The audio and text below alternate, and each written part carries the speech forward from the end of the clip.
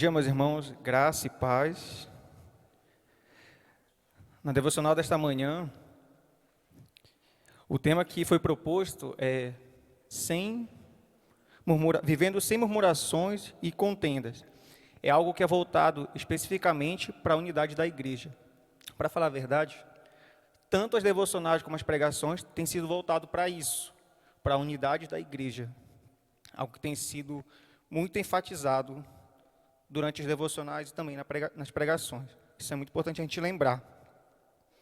Meus irmãos, sabendo disso, peço por gentileza que abram suas Bíblias em Filipenses capítulo 2, nós vamos ler do verso 14 ao 16.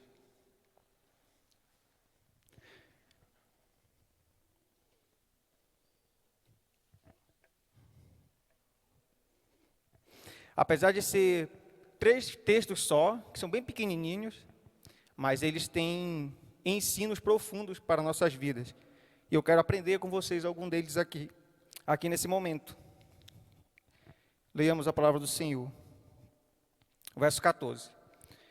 Fazei tudo sem murmurações nem contendas, para que vos torneis irrepreensíveis e sinceros, filhos de Deus inculpáveis, no meio de uma geração pervertida e corrupta, na qual resplandeceis como luzeiros no mundo, preservando a palavra da vida, para que no dia de Cristo eu me glorie de que não corri em vão, nem me esforcei inutilmente.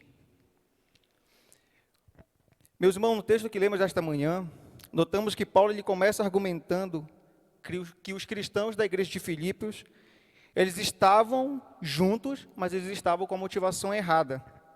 Eles estavam trabalhando, mas eles estavam sem sintonias uns com os outros.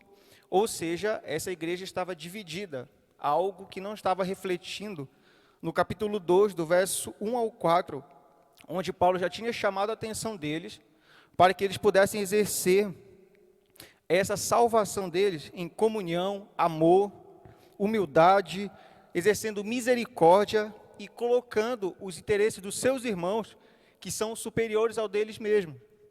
Paulo chama a atenção deles para isso, porque quando ele vai falar aqui, fazei tudo sem murmurações, está acontecendo o contrário.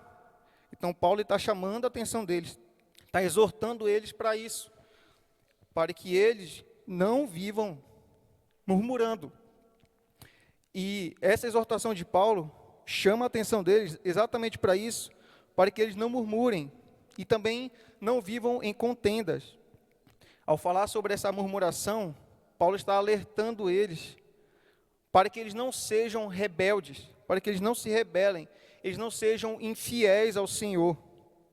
Porque a murmuração, ela traz o quê? Ela traz descontentamento e teimosia.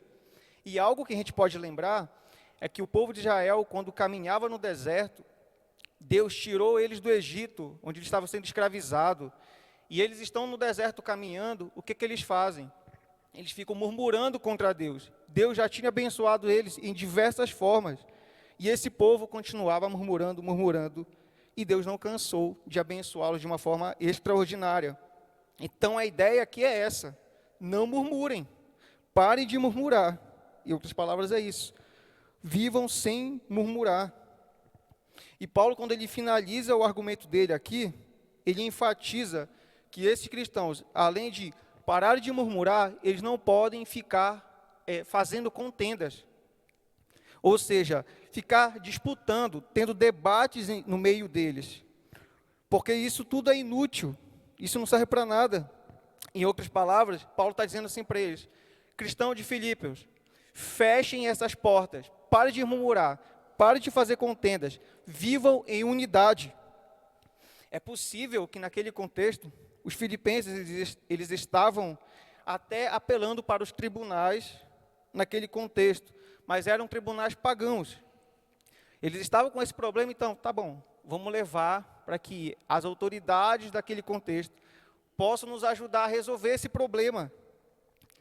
É muito possível que isso tenha acontecido. Então, Paulo chama a atenção deles para essas duas coisas que eles devem fazer: parar de murmurar e não fazer contendas. E Paulo também ele nos chama a atenção para que eu e você possa aprender uma lição em meio a tudo isso.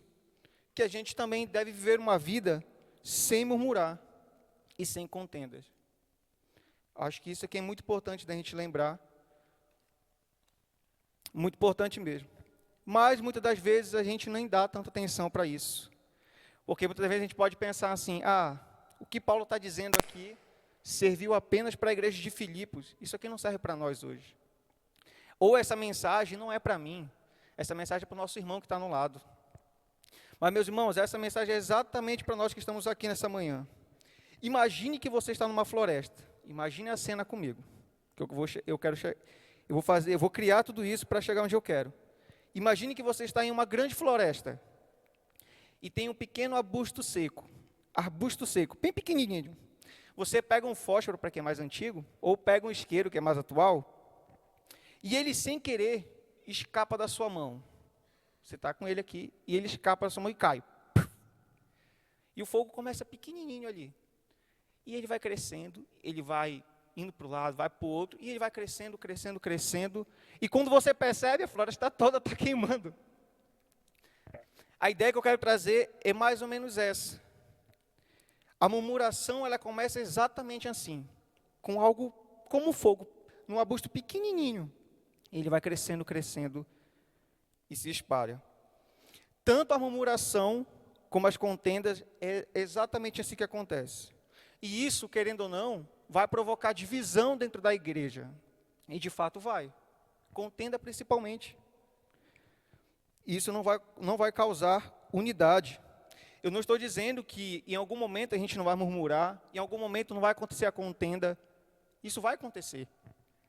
Mas esse não é o padrão que Paulo nos chama a atenção, que é viver em comunhão, amor, humildade, exercendo misericórdia e assim por diante. Algo que os filipenses deviam praticar também. Então, esse é o primeiro ensino que eu queria destacar nessa manhã. Que nós não devemos viver em murmuração. O segundo ponto que eu quero destacar aqui é sobre vivendo como luz no mundo. Olha o que Paulo diz no verso 15. Para que vos torneis irrepreensíveis e sinceros, filhos de Deus inculpáveis, no meio de uma geração pervertida e corrupta, na qual resplandeceis como luzeiros no mundo. Paulo ele relata aos cristãos de Filipos que eles deveriam viver de uma maneira irrepreensível, ou seja, de uma forma exemplar para aqueles que estavam ao seu redor. As pessoas que estavam fora dessa comunidade, vamos dizer assim, eles deviam olhar para eles e falar, espera aí, eles têm algo que é incomum, que nem todo mundo tem. Eles têm um caráter que é diferente das outras pessoas que a gente conhece. Mais ou menos isso. Mas, meus irmãos, Paulo, além de chamar a atenção deles para isso, ele continua ensinando a esses cristãos que eles devem exercer esse caráter, não de uma forma egoísta ou com orgulho. Nossa, eu sou a pessoa que tem um caráter muito melhor que a das outras pessoas. Não. Paulo está chamando a atenção deles para que eles exerçam esse caráter, no sentido de que a fé deles e essa conduta que eles têm, ela devem ser mostrada com humildade, mas não de uma forma que seja adulterada.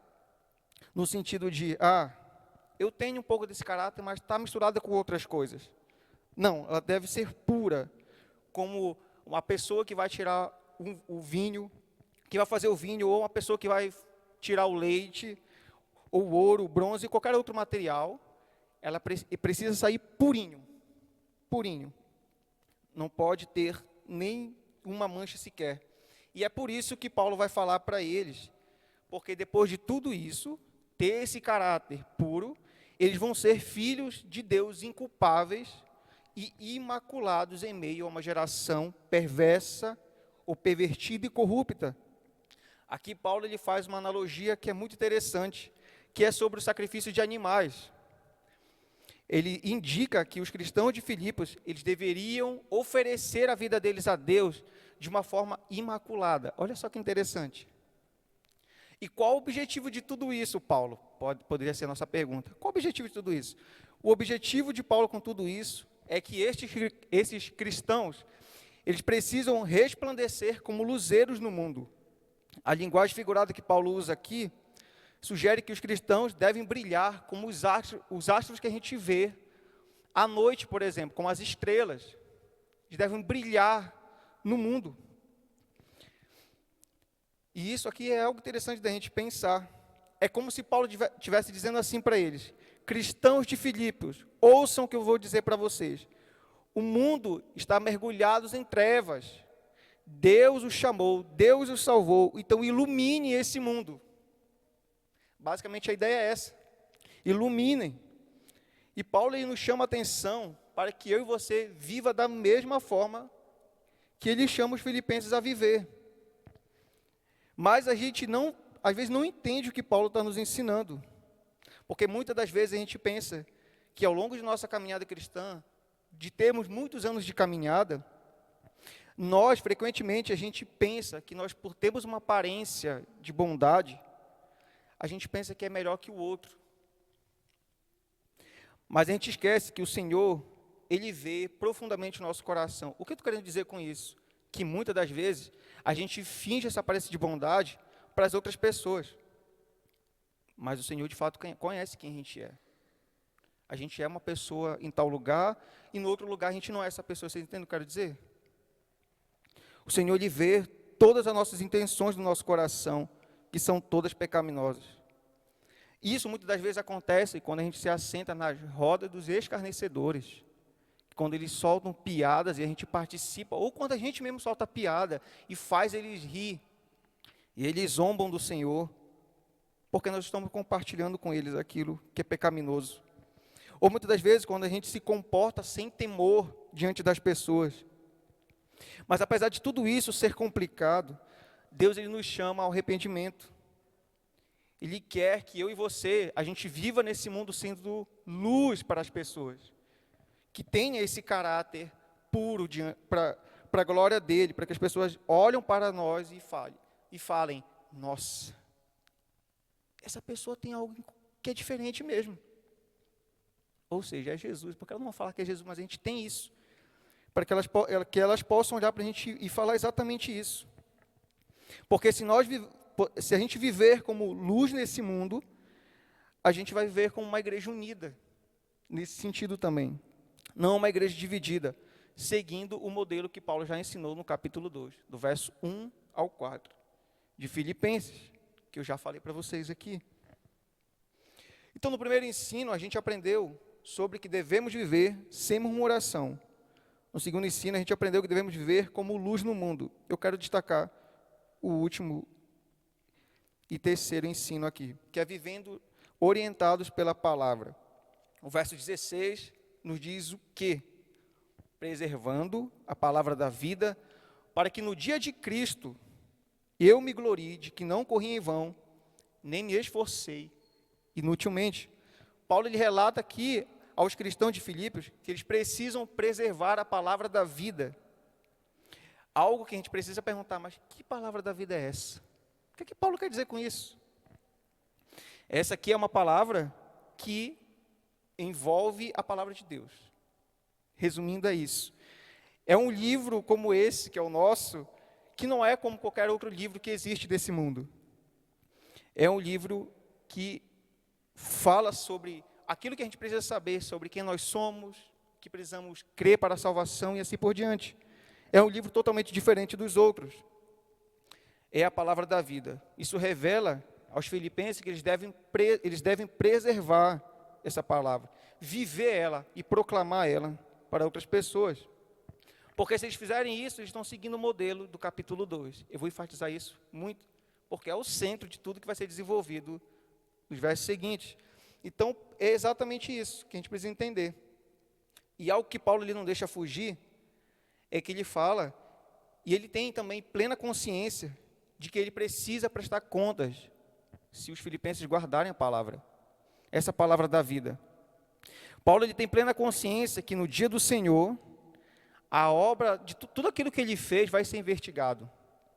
Isso aqui é interessante a gente observar. E Paulo, apesar de saber disso, ele está confiante. Ele está confiante.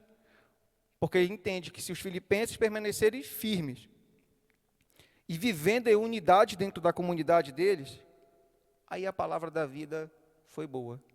Deu bom para ele. No momento que Paulo se encontrar com o Senhor, o velho Paulo, ele entende que quando ele entregar esse ministério ao Senhor, ele tem essa esperança de que o Senhor, ele vai elogiar todos aqueles que foi entregue a Paulo. Porque Paulo ensinou a palavra, Paulo pregou. E eu creio que esse é um desejo de todo pastor que ensina para suas ovelhas. Que elas guardem a palavra no coração e pratiquem e vivam isso. Eu acho que essa é a alegria maior que tem. Porque quando a gente chegar diante do Senhor e falar, Senhor, está aqui, ó, os que me deste. Eles permaneceram firmes. E isso vai encher nosso coração de alegria. Mas caminhando para o final, tendo demonstrado já essa consciência de Paulo, caminhando para o final aqui, Paulo ele usa uma linguagem que é inspirada no atletismo de pedestres, nos estágios. Porque ele fala aqui sobre essa corrida. Então ele usa essa linguagem aqui, para poder descrever o seu ministério.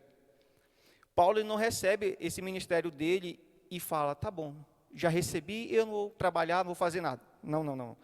Paulo, ele demonstra que ele correu, ele trabalhou arduamente, com muito esforço, para poder, vou dizer assim, guardar os filipenses, para que eles guardem esse ensino que ele passou. Porque seria muito frustrante para ele ter feito tudo o que ele fez e ensinado, para que eles guardassem e chegassem no final eles não guardassem nada. Seria um esforço vazio para Paulo. Mas aqui é interessante porque Paulo ele não se decepciona, ele sabe que eles vão ser entregues para o Senhor. Isso aqui é interessante da gente observar. E Paulo ele nos chama a atenção para a gente aprender uma lição importante aqui também. Um ensino importante. Que enquanto eu e você, a gente caminha nesse mundo, a gente precisa guardar a palavra de Deus no nosso coração. Ainda que a gente viva momentos difíceis na nossa vida, mas guardando a palavra do Senhor no coração. Mas a gente precisa, enquanto caminha, nos preservar dos falsos ensinos que são proclamados por aí, tanto nas redes sociais, como dentro das igrejas também. Como, por exemplo, você é o centro do coração do Senhor. Ou venha para Jesus que você vai ser bem-sucedido. Esse tipo de ensino é do quinto dos infernos, com todo respeito falando, porque isso não tem nada a ver com o que a palavra de Deus ensina. Guardar a palavra de Deus no coração, não precisamos guardar esse tipo de coisa que as pessoas ensinam aí fora. Não precisamos disso de jeito nenhum. Nós precisamos guardar o que Paulo nos ensinou no capítulo 2, o amor, exercendo esse amor que já está no nosso coração, a humildade, a misericórdia, colocar os interesses do outro acima dos nossos, e assim por diante. É isso que nós devemos guardar no coração. E tudo aquilo que Deus nos ensina na palavra dele, guardar isso no coração firmemente. Isso é importante. E a gente precisa tomar muito cuidado com aqueles que ensinam esse evangelho diferente. Porque Paulo já dizia para nós, ainda que o anjo vindo do céu vos anuncie um evangelho diferente em Gálatas, que ele fala isso, ainda que eles ensinem um evangelho diferente, considerem anátema, considerem amaldiçoados essas pessoas. Que a gente seja como os bereanos, nós devemos voltar a essa época, eu queria viver naquela época como eles. Que tudo que Paulo ensinava para a comunidade, para os cristãos daquela época, espera aí, será que está aqui? Será que a Bíblia de fato está falando exatamente o que Paulo está falando? Eles conferiam, eles ouviam e ficavam conferindo. E isso se aplica também ao pastor que ensina vocês na igreja. Espera aí, será que o que o pastor está ensinando está certo? Deixa eu ver aqui na Bíblia. Vocês entendem o que eu quero dizer? É o nosso papel como cristãos fazer isso. Porque a gente pode ajudar também o pastor. Ô pastor, isso aqui não está não. Porque às vezes a gente erra nesse sentido também, entende? Às vezes a gente fala uma coisa que, às vezes é o contrário, às vezes não está aqui. Conferir, isso aqui é muito importante. Sermos como os bereanos. Sempre está conferindo aquilo que a palavra do Senhor nos ensina. E nessa manhã a gente aprendeu 3 ensinos importantes. Qual foi o primeiro? Vivendo sem murmurações. E o segundo? Vivendo como luzeiros no mundo. E o terceiro? Vivendo guardando a palavra. Que Deus nos abençoe. Que a gente pratique o que a gente aprendeu nessa manhã aqui. Vamos orar? Senhor, nós te louvamos nessa manhã, pelo privilégio que a gente tem de poder nos reunir e aprender a tua palavra. Ó Deus, que o Senhor nos ensine a aproveitar essas oportunidades que nós temos. Muitos não têm. E que a gente aproveite, ó Deus. Molde nossa vida, para que possamos ser mais parecidos com Jesus, ó Deus. E guarde-nos, ó Deus, para que possamos estar diante de Ti naquele grande dia, prestando o louvor e a honra que o Senhor merece.